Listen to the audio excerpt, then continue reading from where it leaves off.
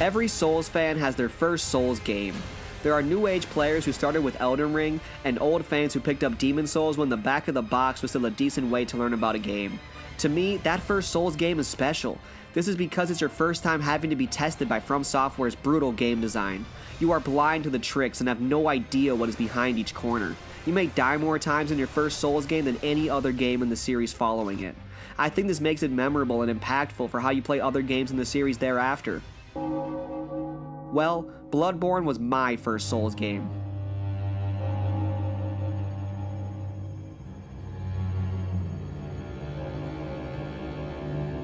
Back when I was watching E3 2014, I saw a trailer of an interesting game. It was a Sony exclusive for the PlayStation 4, and it didn't look like the usual Naughty Dog or Sucker Punch outing. The atmosphere and setting looked dark. It had this mysterious and confident tone. I collected it as something I had to pre-order at my friendly neighborhood GameStop. See, I was someone who purchased the PS4 in 2013. For anyone in that time who owned a PS4, you know we basically had Killzone Shadowfall and Resogun as the main reasons the system was worth our money. I mean, Little Big Planet 3 was nice too, and maybe you were unfortunate enough to buy the Order 1886 at full price. The point is, the games released around that time weren't anything the system was going to be known for. However, that was all going to change in March of 2015 when Bloodborne awoke.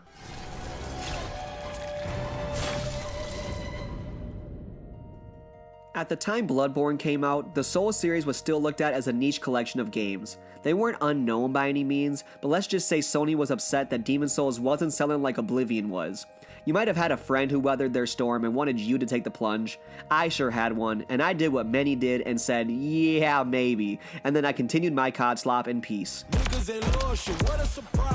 Man, that's nice. I didn't really know what a Souls game entailed. At that time, the name Fromsoftware didn't make me turn the volume up on the TV. I was just happy for a new Sony exclusive to play.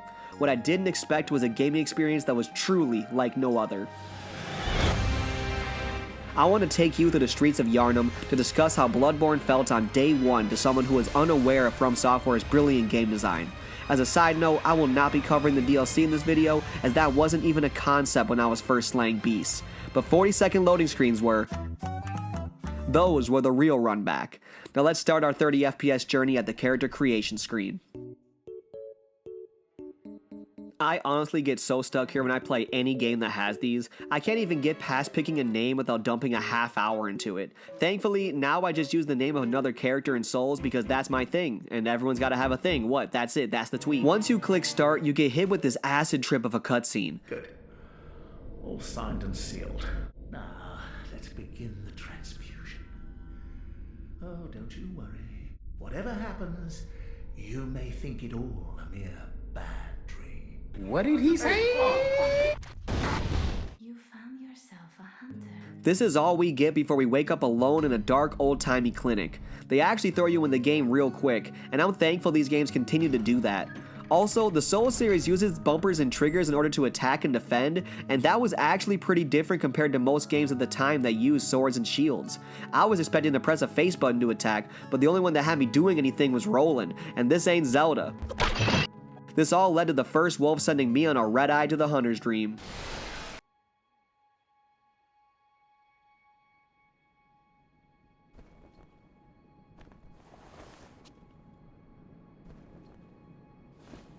The vibes of this place are immaculate. The music is so calming yet depressing. As a 3D platforming fan, I love hub worlds, so seeing one here was awesome. However, arriving here at first was a trip because I was just in some clinic and now I'm in some graveyard workshop.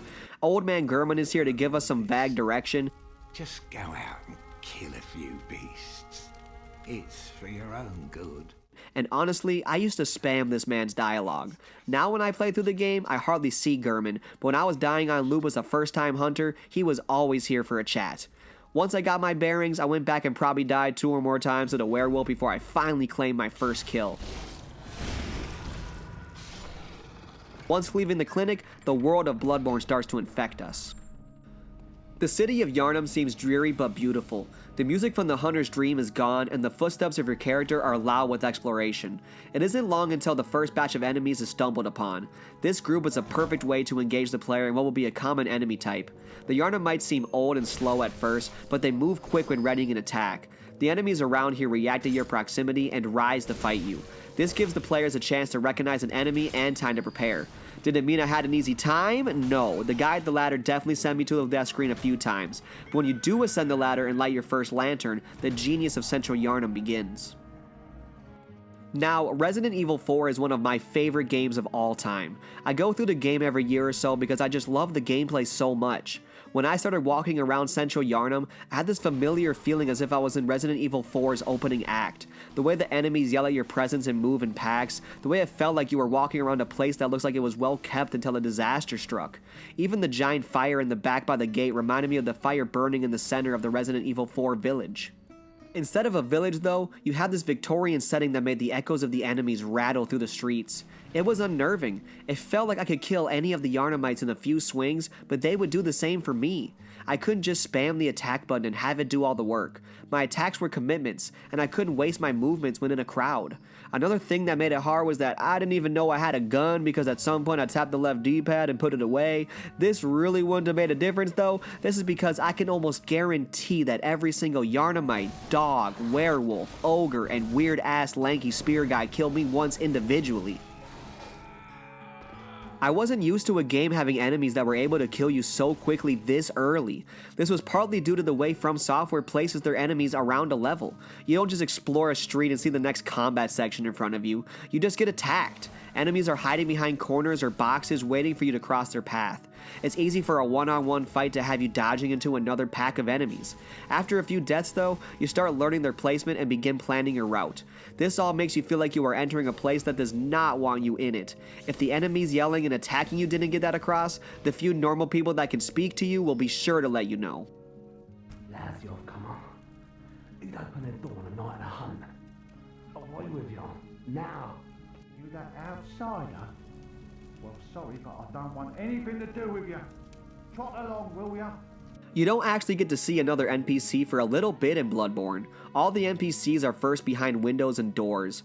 This adds to the isolation as you feel like the only real person walking these streets, and the way they treat you as a hunter makes it confusing to know if you are even doing good.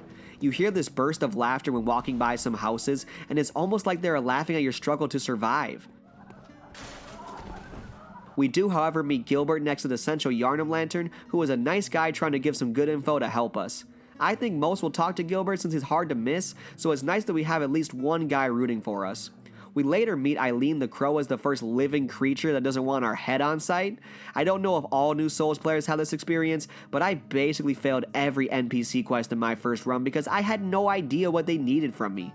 I wouldn't be surprised if some players just straight up attack Eileen on sight because we've been traumatized to everything that moves in this game. Eileen is an awesome NPC though, and probably has my favorite quest in the game. A hunter must hunt. Now, I am not here to discuss the amazing lore that's embedded into every detail of this game, but I will say that the first run through is almost more fun not having any clue what's going on.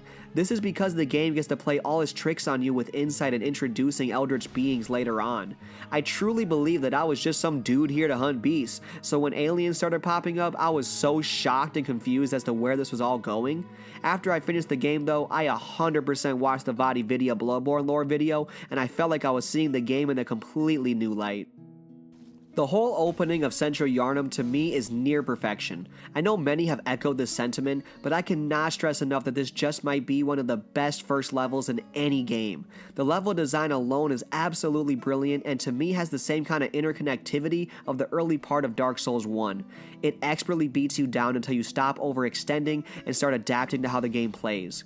The shortcut unlocks always felt like you made real progress and kept momentum going even if other things weren't going your way.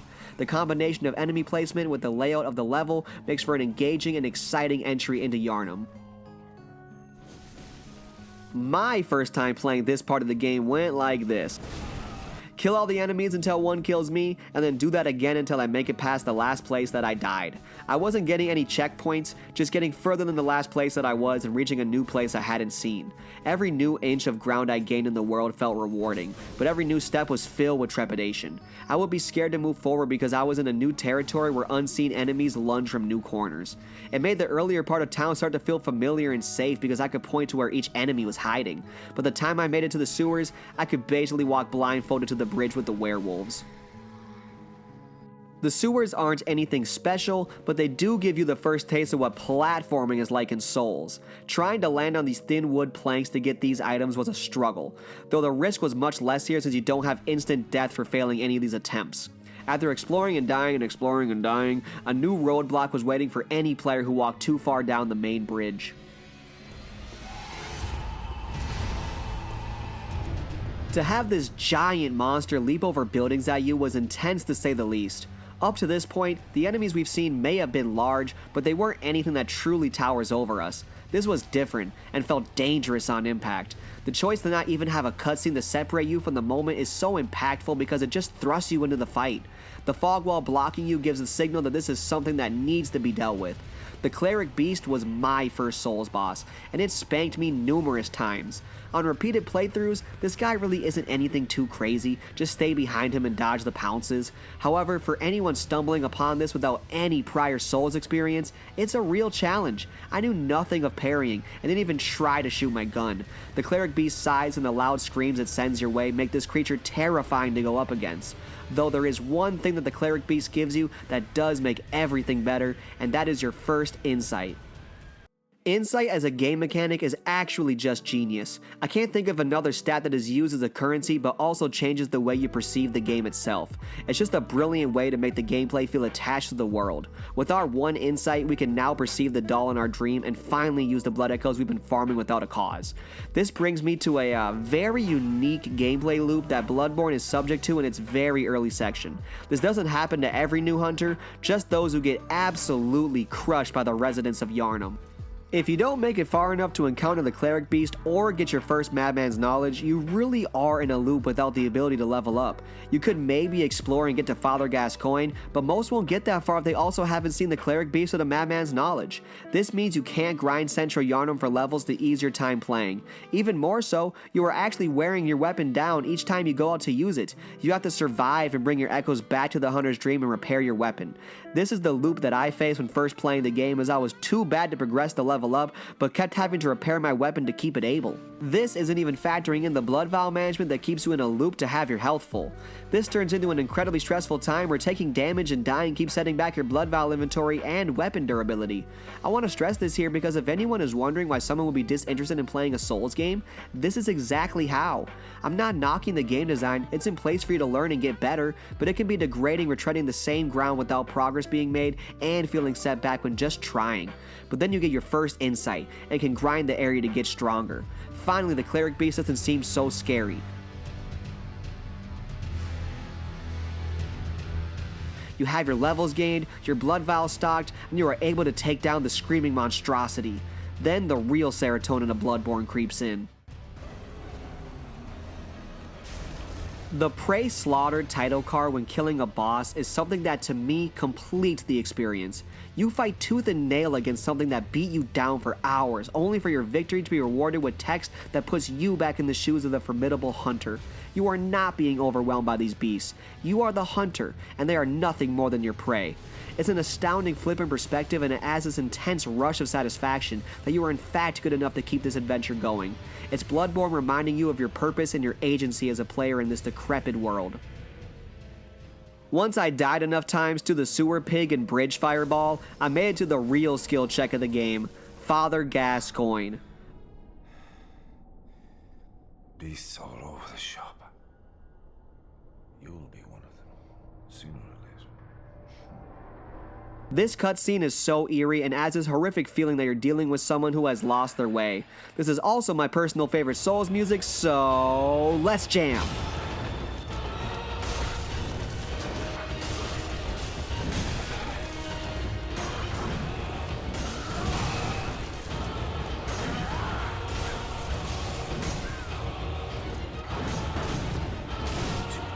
This man of the church buried me in this graveyard too many times to count. I would have sessions of just grinding blood vials to go back and give it another go.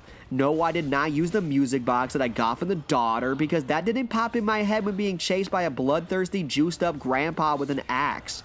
I understand it's a great boss for learning parries, but that also never occurred to me as the gun wasn't doing any damage. When stage 2 erupted, I just ran and got killed in the act. I love this transformation and the terrifying confrontation it brings. I think the fight is actually easier since his gun and trick axe are no longer involved, but the overwhelming speed and height of the beast form is enough to make it feel harder.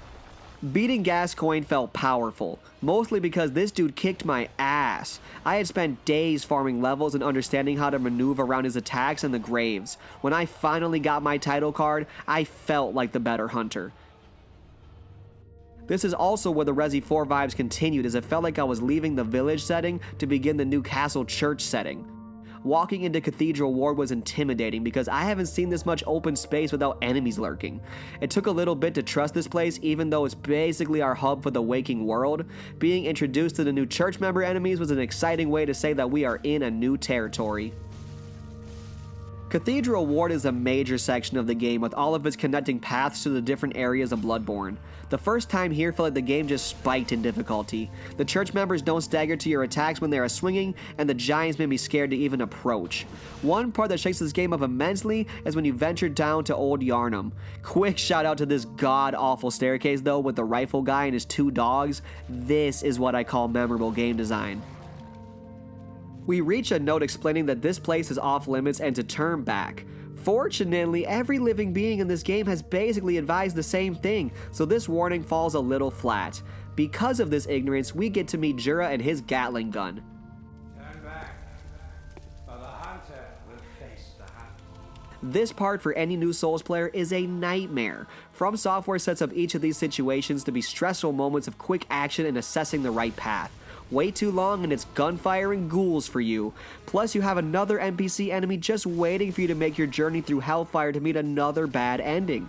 This is why I still have yet to meet and talk to Jura on any repeated playthroughs. I get that he is protecting the townsfolk who are subjected to beasthood, but he deserves every slice of cheese every time for his antics. This whole next section is horror brilliance from Bloodborne. The ambush of enemies combined with this enormous room and creepy centerpiece is so memorable. This place claimed a few of my lives for sure. Once we make it past more crazed cloak-wearing beasts, we enter the burned ruins of the town that was once Yharnam. I love how dark and eerie this place is, and this jump scare werewolf that opens up this shortcut will never be forgotten. This area claimed many of my attempts due to the way the enemies hide in the fog and creep around you. This all leads to one of the best walk-ups to a boss room in the entire game. Seeing this huge church erupting with flames makes you feel like you are stumbling upon something that was best kept hidden for a reason. It's atmosphere like this that makes this game so damn good.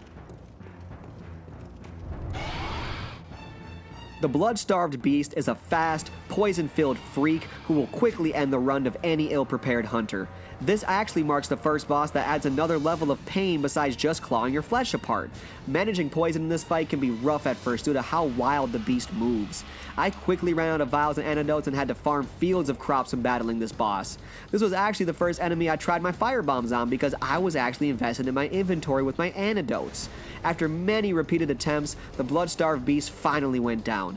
This was the first real dead end I encountered, and I realized I had to go back to Cathedral Ward and explore other directions.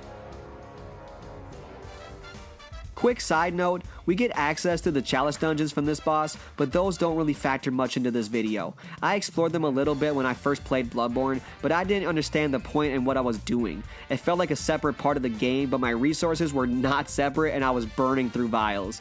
I stopped after a few runs because I wasn't really feeling like I was progressing anywhere. This led me to just ignoring them entirely as I didn't see my effort in the chalice dungeons reflected in the main game. After exploring and dying on loop and spending 10k on a key to open up the courtyard gate, we begin our journey to the Grand Cathedral. Taking a left brings us to a foggy street littered with more upset house dwellers. Oh my, what a coincidence. Oh, hell no, man. What the fuck? This brought some familiar enemies and feeling back, but man, this part is so rude. Like, why is there also a gunman with the lanky guy? Then a face sucker at the end? Just rude. Once we get back to the open area, we see this incredible staircase leading to what is sure to be a point of interest. Once you finally make it through all the church members and their different ways to cleanse you, a new roadblock rears its head.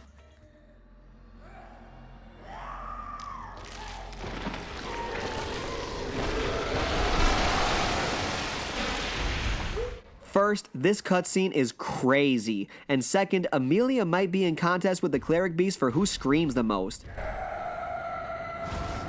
She's large with fast strikes and AoE slams that can be hard to avoid. And I know this might sound crazy, but this was the end of my first time playing Bloodborne.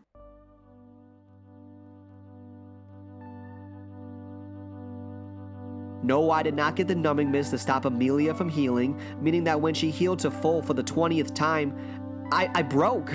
I said this is stupid. I hated the run back with the church members. I hated farming blood vials to retry my fight. I didn't think the levels I was farming were making an impact. I was just defeated, and so I quit playing. Some other game came out and Bloodborne went in my to be continued pile. If you know me, you know that when I drop a lot of games, it's usually because something new came along or my hyperfixation dies. But this wasn't either of those things. It was just me getting tired of the grind, and the fight with Amelia didn't feel winnable. Time passes and more games come and go. I don't think much about Bloodborne. I was probably fully locked into Black Ops 3 because you know that 2010's COD slop hit different. Then one day, one of my friends starts getting heavily invested in the Souls. They got to the point where they rented another friend's PS4 just to play through Bloodborne. Hearing this passion for the game, I started to think about it again. Bloodborne had universal acclaim at this point, and I had seen some videos of others making quick work of the bosses. I felt like I needed to give it another go, and so I booted the PS4 back up and started the grind again. I relearned the controls when farming an absurd amount of blood vials in preparation, and this time I was hungry. After my Rocky montage, I walked right back into that Grand Cathedral looking for blood. It wasn't easy. It wasn't my first, not even my 10th try, but one run, it just felt right.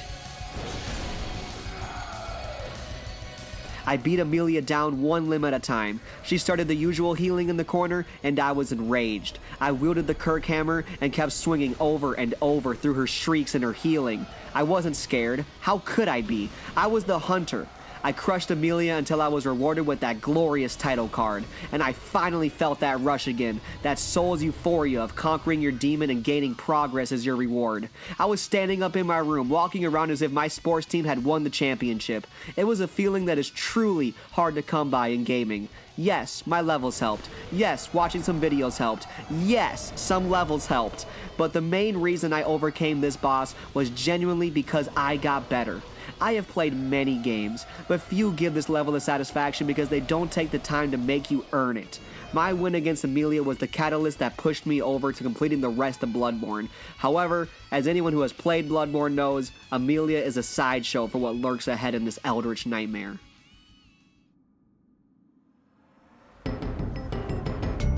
Henwick Channel Lane is often forgotten when talking about Bloodborne as it isn't too remarkable compared to the other areas of this game. It's not that it's bad, I actually like the enemy variety and the level layout gets increasingly interesting as you near the boss. I just think the Forbidden Woods overshadows this area. But nothing will make me forget these 4 riflemen just being awful. In fact, this whole area of graves with shades and riflemen is just pain. Many of my runs were ended by this, and being pushed off the roofs of houses by people with nothing better to do in life. Like, seriously, who does this? I also think these women and their shrieks and pack mentality can be frightening to fight. Plus, this little house before the roofs can be a death zone with a hidden dog and close quarter shade combat. Once I got bullied enough, I made it to probably the most underwhelming boss of the game. Look, I don't hate the witches, but I get why they aren't exciting when following up Amelia. I also think people misjudge how annoying they can be on a blind playthrough for your first Souls game. The summoning of the shades and the way the witches can stun and grab you can really make for some unfortunate deaths. I died while recording this and had to pull the cheese out of dropping my insight to 0. Once you figure out the teleports and common locations, it's another prey slaughtered. We get our Rune Workshop tool and meet another dead end. This starts the journey down to the Forbidden Woods. Quick pit stop at Alfred though, as this guy was a friend to me in my first playthrough. He seemed kind of off. The Vile Bloods are fiendish creatures who threaten the purity of the church's blood healing. But he wasn't interested in killing me, and that was enough to call him my friend. After a stroll, we meet this door that blocks us with a password. Now, when I first made it here on my first playthrough, I was wondering who I would get this password from. Alfred surely wasn't giving it up. Then when I returned to the door later, I all of a sudden just had the password. I didn't realize the cutscene after Amelia gave it away. Fear the old blood. I just thought my hunter gained some insight and found this guy's URL for the quick password hack. Then we find out this guy wasn't even alive. This was such a fun reveal on the first time playing. Bloodborne hasn't fully given off its eldritch and cosmic horror at this point, so it is so creepy to see this scenario play out. It's never revealed if your mind was just playing tricks on you or if something was trolling you. It's a great way to keep you off your toes as you begin to enter the harrowing Forbidden Woods. Okay, don't hate me, but this place is really giving off the Resi 4 vibes. Aside from my inner Leon S. Kennedy freaking out, this area is really no joke. The Yharnamites have all scaled in strength and for some reason are really excited to throw firebombs at you. I died multiple times before I even touched the lantern of this area because the verticality and multiple paths you can get lost on. From here, we get to meet a super fun section of enemies who all throw oil bombs at you while the others wield torches with bonfires surrounding them. Real nice. Oh, and it wouldn't be fun without a dog or two. This little part claims so many lives, and yet they give you so much freedom for how you want to approach it. On this playthrough, I tried to be super sneaky and use my items to draw aggro, but every time I try to act like I know the easy way out, Bloodborne reminds me of my sins. Then we get this cute little ledgefall jump scare that I'm sure made other people tweak out. This sets up nicely for the second ground caving jump scare that puts you in quite a fun predicament. We die on repeat until we make it to a memorable run through an oil-filled swamp for a game of firebomb dodging. This part made me rage over and over until I discovered the secret of running. Also, quick shout out to anyone like me who lacks depth perception. Make it past the firebomb parade and now there's a cannon in your face. The Forbidden Woods really likes its surprises and that makes it very memorable. Dying to the next unknown threat and repeating the run back to inch forward was kind of the cycle in this area for me because of how many ways Fromsoftware tries to play you. Then we finally get to see the Lost Plagas, I mean the snakehead transformation enemies who are a pain to deal with. A few deaths here get us our shortcut. This shortcut is truly needed because dying to these snake guys and making this run back was something else. I also joined this guy's covenant because, well, he offered. Not a lot of people to make friends with here. Moving forward, the Forbidden Woods starts to change into a darker and more, snake-filled area. We got the snakehead guys back and now piles of snakes and oh great, giant piles of snakes. This little area specifically had me die so many times trying to get the items these snakes guarded. I loved the Forbidden Woods in my first playthrough because it just felt like you were lost and had more freedom than any other previous section of the game.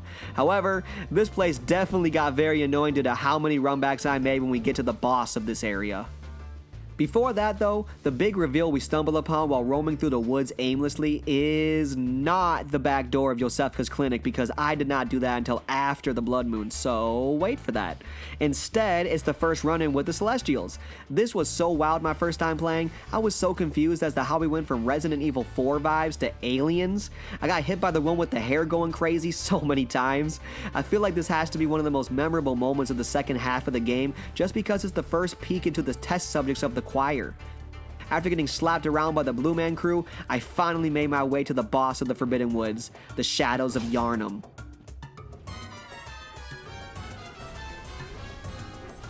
This is a brutal fight for any first-time Souls player to endure. Having recently played Ornstein and Smog, I think this is still one of my favorite gank fights in Souls. Managing these three is tough because you need to learn who is getting in your face and who likes to stay back. Then weaving around the center monument to dodge fireballs and single one shadow out is crucial to this fight. Not knowing this, I died so many times and did this awful run back over and over. This is really where your greed is tested, because once you hit a shadow, it kind of feels like you can just keep slapping them around. This is bait though, as they will surely swarm you and put you in a spot that is awful to maneuver out of. It's a test of a few hits and repositioning while you assess the locations of the other shadows. Making it to stage 2 is memorable as the snake attacks are big and quite a surprise once you get used to the usual moveset.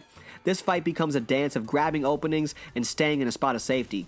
I can't lie, this fight had me upset and brought back the same Amelia vibes that made me quit before. I just really hated the run back and felt that being outnumbered was so blatantly unfair. Farming vials gets tiring when you know you might lose a few to the run back anyway. After many attempts, I finally had a run that led me to victory, and man, this one felt so good. Beating a gank fight in Souls is always special because it's so rude to be outnumbered, but it feels so amazing to beat the odds. Lighting this lamp brings an end to our nightmare in the forest, and now we look on to the moonlit school of eldritch horrors.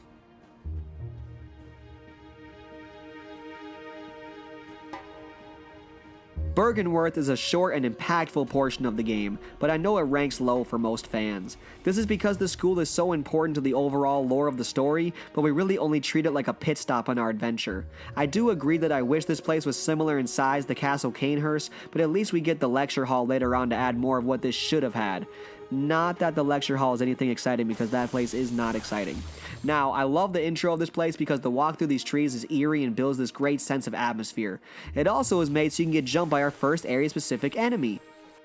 These student-turned-bug creatures are horrifying. I think they are a great midway point from the beast to aliens, as it's this gross hybrid creature that gives you some frenzy. They're also really tanky, so it can be kinda hard to take one down, especially the parts where you gotta fight multiple. I died a good amount to these monsters, and I am so thankful for whoever put this lantern past the one hiding in the woods, because I am sure that would have been rage-inducing to repeat. We also get introduced to one of the most enemies in the whole game. These alien centipede creatures are instant nightmare fuel to me and are scary to approach even on this playthrough. On my first playthrough, I did everything I could to not engage with them because I was honestly just so damn scared. The real monster of Byrgenwerth, though, is surprisingly human. I unfortunately lost my footage for this hunter and the fight with Rom, but let me just say that the hunter in the main building is a boss on his own. The arcane spell they spit is easy one-shot material, and his weapon can catch you off guard with its range. I honestly think I died more times to this hunter than Rom itself. I wish I didn't lose my recording this time because I gave him the good old blunderbuss cheese loop as some payback. As I said, I don't have any footage of Rom, but I'm pretty sure most new players experience the same frustration. It's always the slow realization that the spiders never mattered and you just gotta kill the main man. After doing so, we get another acid trip of a cutscene, where we watch the red moon fall in front of a woman in a dress with blood soaking her stomach. Baby cries fill the air, and we get teleported to the Yahar'gul entrance, reading that Rom was hiding the ritual, and we can now see the world for what it truly is. I was confused when I read this, as I was with most Bloodborne notes that vaguely told me what was happening, but it made me feel like progress was definitely obtained. This is where the game of Bloodborne truly hits the fan. It stops masking itself as this hunter cleansing the streets of Beast game and shows you the true eldritch horror that has been surrounding you all this time. If you were cool enough to obtain like 40 insight, you could maybe see the amygdalas before this, but if you were like me, this reveal was insane. Knowing these giant brain monsters were here all along was so unnerving. I got grabbed by the blue vortex next to Odin Chapel a few times before, so seeing what was actually grabbing me was honestly so surreal. It was like this weird full circle moment to being able to finally comprehend what the hell was going on in this game. Finding the backside of Yosefka's clinic is a real trip because you go through this swamp cave thing tucked in the back of the Forbidden Woods to then climb a crazy tall ladder to be greeted with the familiar setting of central Yharnam. This might be the best area to link in the whole game, as it really feels like you are way too far away to be this close to the beginning of your journey. This doesn't have the same feel as the Firelink Shrine Elevator in Dark Souls 1, but I feel it has the similar feeling of spectacle and wonder of how well this game is connected. I did end up sending a few people to Yosefka's clinic because 1, I didn't know she was an imposter, and 2, I thought the Odin Chapel guy was actually bad because look at him. How was I supposed to know? This is also why I didn't get many other NPC quest lines done because no one really ever populated Odin Chapel. Instead, everyone got turned into these blue alien guys that were a fun sight to see again. Being here felt super cool, as it was just fun to run around an area that we saw so long ago but never had access to. I never even thought we'd go back here. Because I did this after the Blood Moon, I got to see Yosefka in the middle of her, transformation? I think this dialogue is some of the creepiest in the game. The different octaves that her cries hit at the end are just unsettling. Now, it wasn't clocking to me that this wasn't the real Yosefka, nor did I think these blue guys were the people I tried to help.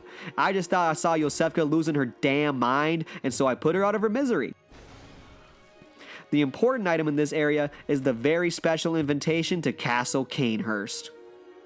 This was something I had heard about online when I was taking a break from Amelia.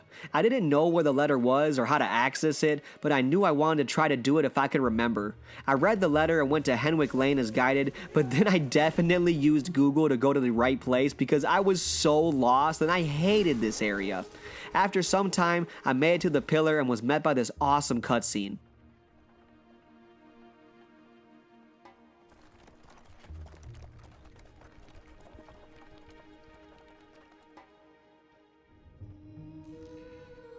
I then stepped into the eerie stagecoach before one of these big homies sent me to the 40-second title screen. I really like how the stagecoach has no driver and the bridge is destroyed when you arrive. It makes you feel like this whole thing is a dream or something because how did you get here if the bridge is broken and who even drove you? And then the gates open as you approach and this feeling as if you are being greeted looms over you. It's easy to forget that you are being invited to Cainhurst with that letter you found, or at least Yosefka's imposter was being invited. Quick side note, Fromsoftware is so damn cool for putting a letter in a hidden area with a riddle to get to a whole nother hidden area. This is the stuff that I find truly rewarding in a game. Even if most will just use some online help like me, it's this discovery and wonder that makes it feel like you really have stumbled upon something that is worth your curiosity.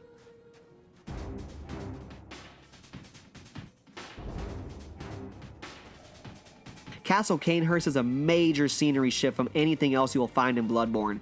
I'm a huge fan of snow levels, so this area immediately sold me and had me excited to explore. Then I met these ungodly blood-sucking monsters and wish I had taken a different stagecoach. Just getting into the castle is a battle as these guys can be tough and swarm you. My first time playing, I just tried to maneuver around them and grab items because they looked so damn scary. Entering the castle felt like escaping a nightmare as you gaze upon the gorgeous opening chamber. The enemies in Cainhurst gave me lots of trouble as they come out of freaking nowhere when you aren't expecting to be fighting ghosts. It wouldn't be Bloodborne if they weren't screaming their lungs out too. After a stroll through a party full of ghosts, we get to see the outside of the castle again. This also brings us to the first gargoyle, and these guys definitely got me a few times because they usually just jump out at you. They add some needed enemy variety because otherwise you're stuck with the screaming ghosts and these weird little dudes. Since we're talking about them, I have to say these are one of the most annoying projectile enemies in Souls, specifically when climbing this ladder to get back to the boss. Another moment of truly memorable game design. Once you get the shortcut unlocked and make your way outside, it's an awesome rooftop adventure over to the boss. This part felt so cool the first time because it doesn't really show you where to go and every new place you land felt like you discovered it. I will say the run back loss is charmed because I made this many times due to the boss that rules over this forsaken castle.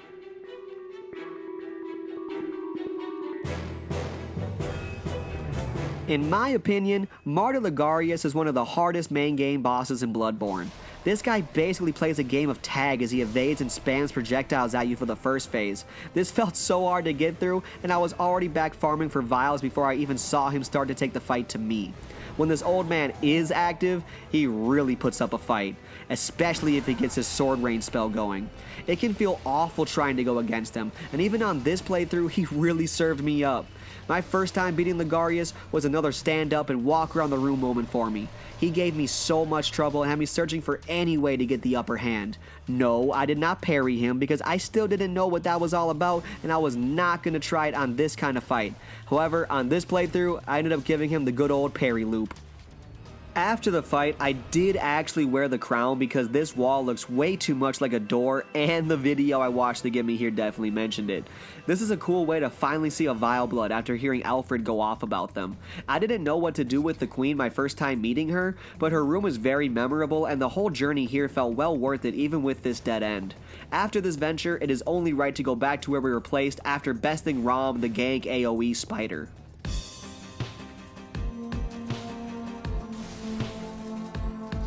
Yahar'gul is a place that gets few words of praise from me. It's not like this area is poorly made, but what Fromsoftware has crafted for you to experience is hell. Just walking into this place and seeing amygdalas hanging all around you is so creepy. It feels like you have entered the place that you have no part in. The whole Bell Maidens and responding enemies thing was something I did not clock for quite some time. This hasn't been a thing yet, and it wasn't something I was expecting I had to do. I didn't even know that killing the Bell Maiden stopped the enemies from respawning because it was such a hostile zone that I didn't have the time to process what was even happening. Then having the amygdalas shoot lasers at you also ramps up the tension since I didn't even know these things even knew I existed. It's one of those moments where they come so far above me in some astral plane of knowledge that I shouldn't even be something that they notice.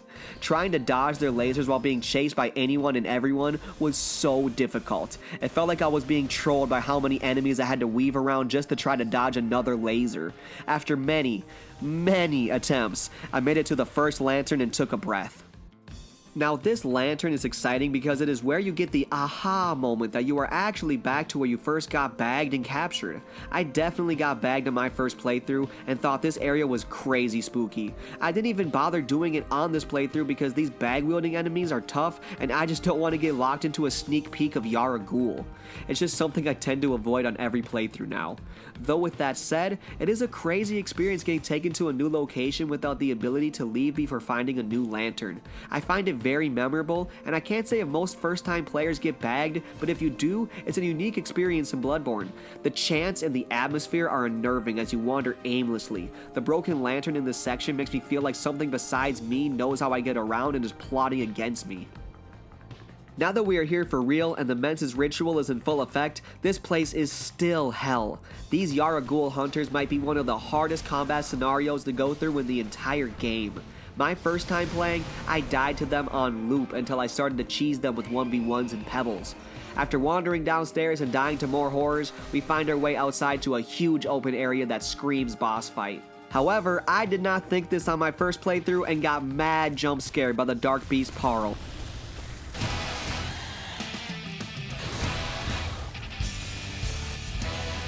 I know this is an optional boss that can be kind of ran through, but my first time playing this game, I found this to be my favorite boss. It was such a fun and fast-paced fight. He truly felt overwhelming with the screams and electricity. I died to Parl a good amount of times before I got the courage to just start pounding him with the Kirk hammer.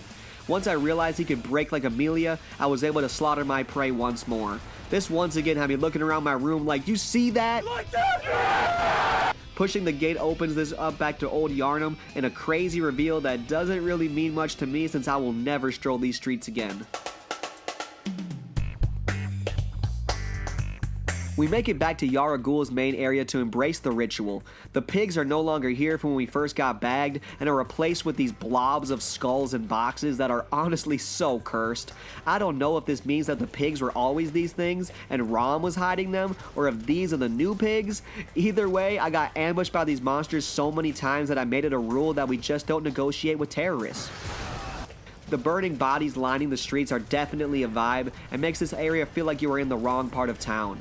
Specifically, this run from the top of the staircase down to the big door is a mad dash that was often met with at least some damage. Once you make it past the door, you get met with somehow an even worse scenario where the skull blobs are now shooting balls of blood at you while you try to progress forward. It's safe to say this area was a halt in progress for me until I was finally able to dodge all the bullshit, and then I get greeted with, say it with me, another acid trip of a cutscene.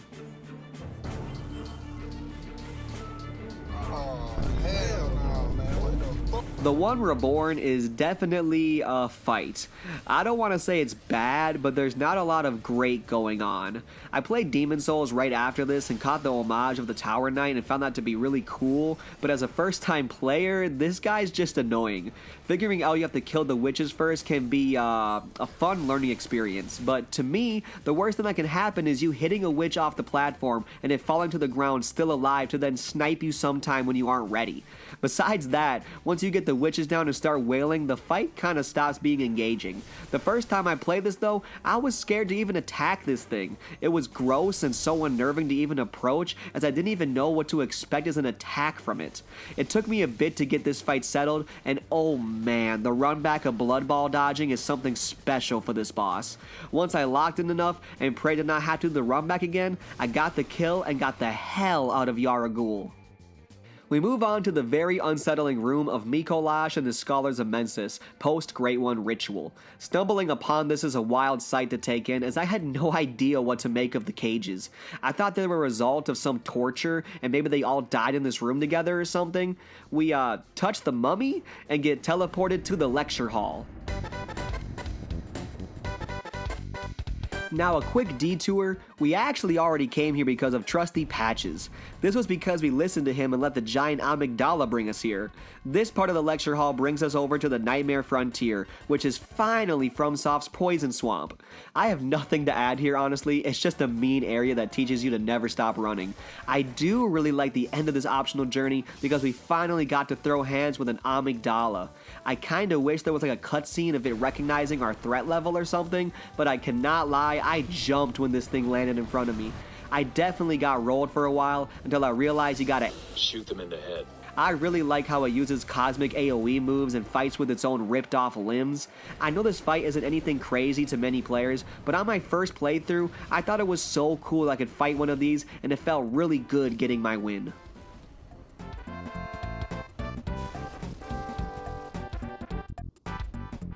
Before we head back to the Department of Education, we did get a key from Yahar'gul, and by that I mean we looked up a video on how to get to Upper Cathedral Ward because I forgot. Now I did actually get here my first time playing because I saw this cage fellow and wanted whatever he had. Thankfully the key was just named Upper Cathedral and not like Moon of Yharnam badge or some shit, and I actually knew where to use it. I unlocked the door that was once a dead end and started the journey into what I believe is the hardest endgame area minus the DLC.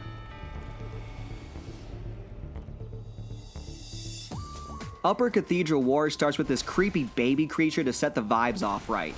Then we get these twisting trees as we arrive at a foggy bridge guarded by church members. I think this might be Bloodborne's best opening to a new level, as it just oozes atmosphere. I absolutely love this entrance, but everything after this bridge is a true nightmare. The horror in this section is on full display. The ground is littered with celestial children, and you almost feel bad for killing them if they couldn't just group up and drain your soul. This scythe-wielding enemy actually just aura farms too much to be scary, but I have to give credit where it's due because he really is like one of one in the main game. Once you make it inside and fight the first face sucker, you feel how dark and unsettling this place is. The wolf jump scare out of this window absolutely got me my first time. That's followed by your only source of light crashing down in this huge room while multiple scourge beasts, and I mean, look at this. Are you kidding me? My first time here went pretty much exactly like this. This place is littered with some of the worst enemies Bloodborne has to offer. The fact that you are actually having to kill this face sucker up here to get the key to progress means you can't just run past everyone. Not that they even let you. This animation, man, this happens so many times. These things are still so rude. Cheesing these things is truly the way to do it. We finally make it to the orphanage door, which, I mean, man, reading that you're going to an orphanage in a game like this is never exciting. The classic Souls shortcut unlocks for the lantern, and that finally gives us the feeling of progress being made. We head a little further and get to what I think is one of the coolest openings for a boss.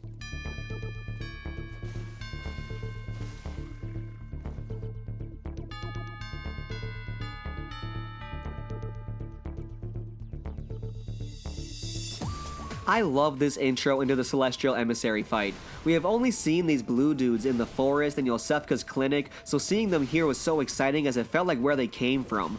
I want to lie to you and say seeing this in the cathedral was making me brain blast lore theories, but I was really like, oh, look at the blue dudes are back.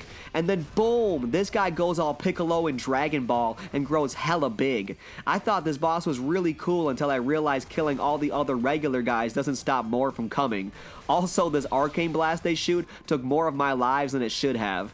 This fight wasn't the best in the series by any means, but I really enjoyed my fight with the Blue Man crew, mostly because they didn't kill me that much. The fight that follows this, to me, is the hardest boss in the base game of Bloodborne. Before this, we get to see that we are now on top of the Grand Cathedral. It's cool interconnective moments like this that make these games feel so well crafted. After one last bum rush from the blue guys, we finally stumble upon a true horror.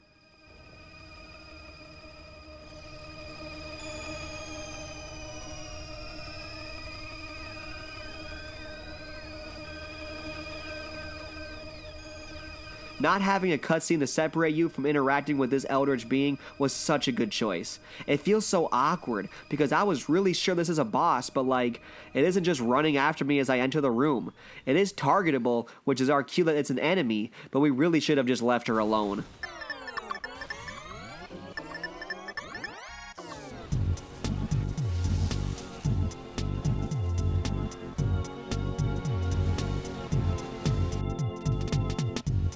Abrida's Daughter of the Cosmos is an insane fight. It's one of the only great ones you get to fight in Bloodborne. Her design is just out of this world. It's truly something ripped out of Lovecraft's mind and is scary to even approach. This fight was incredibly hard due to the arcane spells and huge damage that Abridas puts out. The command grab alone ended so many of my runs. Thankfully the run back is easy, minus these blue dudes falling down in the elevator on you. This game is comedy sometimes. Now killing this horror is a tall task, and I think it might look basic when compared to what Eldenring and its DLC later concocted, but when Bloodborne came out, this was one of the craziest bosses you could find. It took many trips to the Blood Vial factory to finally bring this thing down. I probably would have broke if this came earlier in my playtime, but by this point in the game, I had been pushed to a new level of discipline as a gamer, and I was determined to finish this game. Now back to the lecture hall teleport from the Mikolash corpse. This lecture hall is kinda boring. I do enjoy this giant room with all the slug students though, as it felt intense to fight them off. I also love the notes scattered around the lecture hall because they are such huge lore bombs, though I read them like Drake reading Kendrick Lamar lyrics. Fuck me, I just made the whole connection. Acting like I knew what was happening when really I was just lost and needing rap genius. I also love surprising Patches and letting him know that you killed his god. As I said before, I really didn't do NPC quests my first time through because I didn't know what I was doing, but accidentally doing Patches quest and seeing him frightened that you killed his god was so awesome. This cannot be. You cannot be. Oh, how did this come to pass? This creepy animation he does when you spook him too is so ugh. I really wanted to kill him my first time playing because he just acts like he deserves it, but the spider lives for now. After getting through the Byrgenwerth dropouts, we finally reached the fabled Nightmare of Mensis.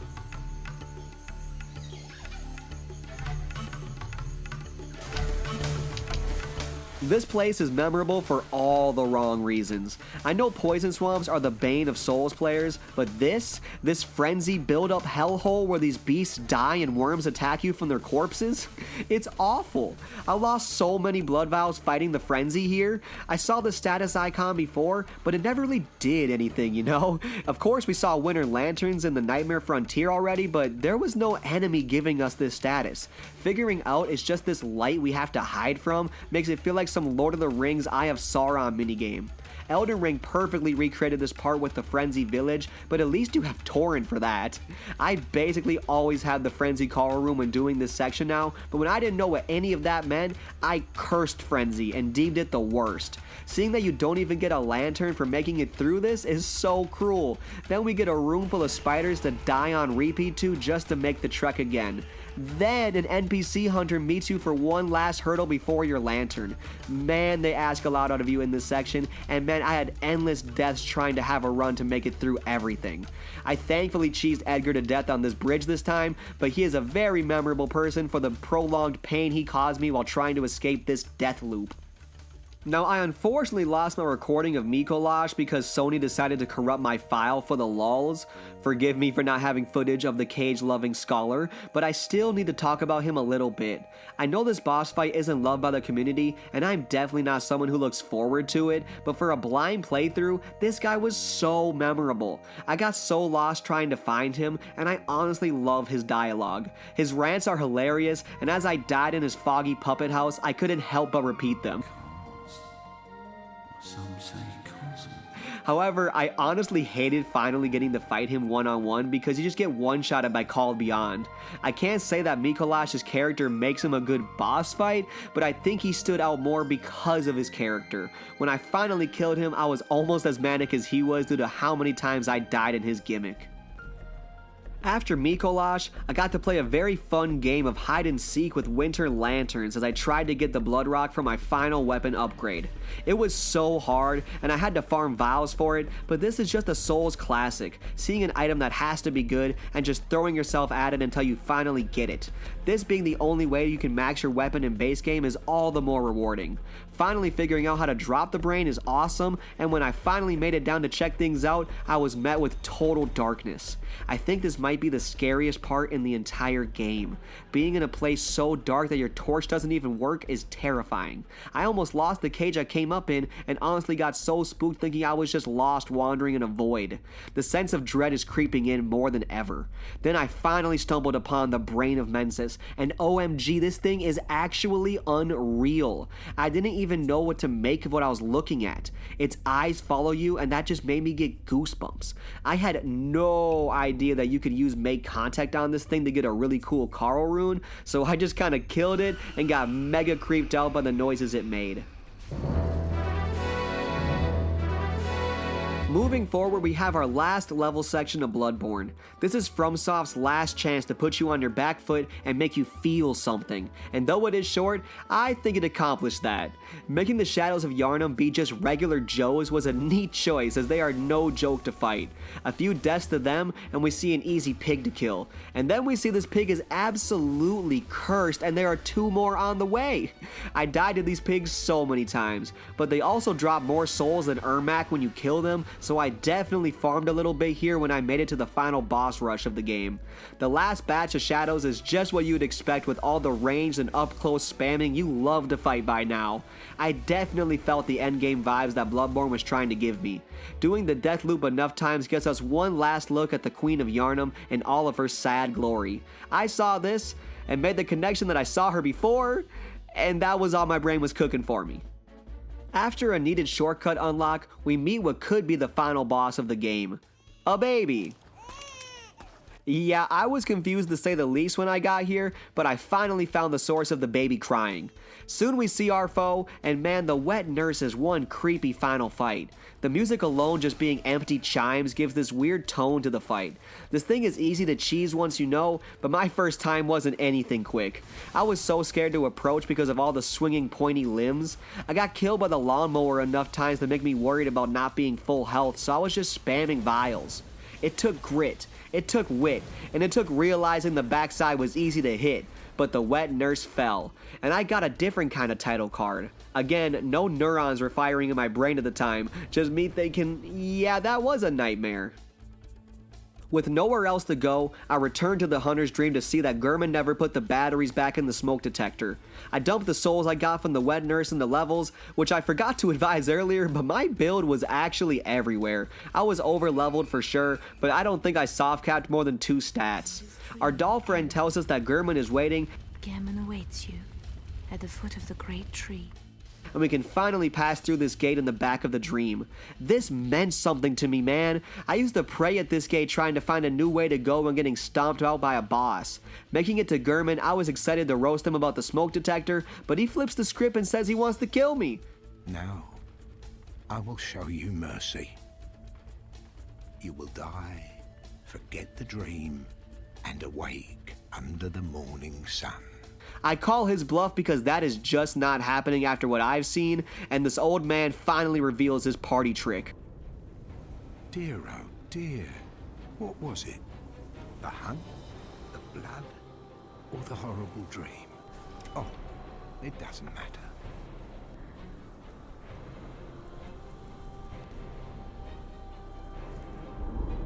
It always comes down to the hunter's helper to clean up after these sorts of messes.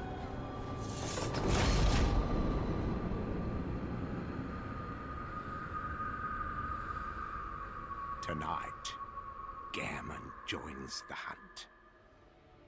I can't lie, I had been spoiled that you fight German at some point since I picked up this game after a year later when getting beaten down by Amelia. Even so, I didn't know when or how it went down, and I thought this was just so damn cool. German makes Father Gascoigne look like he was really drunk on blood. This senior moves fast and can cover a crazy distance when swinging his trick weapon.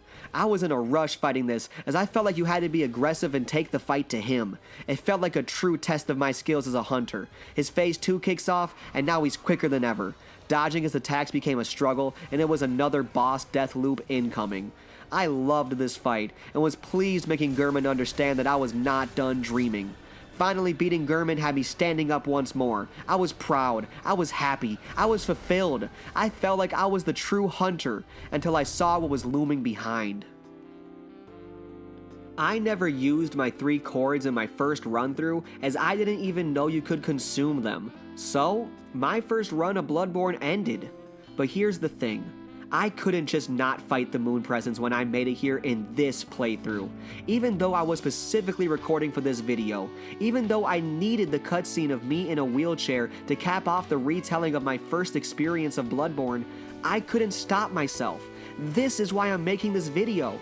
These games are so fun to play, so memorable, so astounding that I had to fight the moon presence because I just wanted to keep playing the game. The Souls series is truly special. It can beat you down, make you curse every boss you fight and every status effect you incur, but the rush of satisfaction you can feel when making progress in these brutal games is incredible. I played numerous Souls games after this one because nothing else scratched whatever itch this just created. I watched the Vadi Video lore videos for Bloodborne and got blown away at all the details I missed and how deep the story really went. It was like I was experiencing the game again once I dived online and saw all the ways you could blow past areas and bosses with the right knowledge. The game just kept on giving. I am forever grateful for Bloodborne as it introduced me to Souls and gave me an experience I will never forget. If you made it this far, I really thank you for watching. I put everything into this video and I appreciate you making it through. Tell me your first Souls game in the comments, I'd love to hear where you started. Like the video if you can because otherwise this will be buried and lost in the YouTube archives. It takes guts to subscribe, so don't be shy and check out some of our other videos if you're interested. That's all I got for now, so see you in the next one.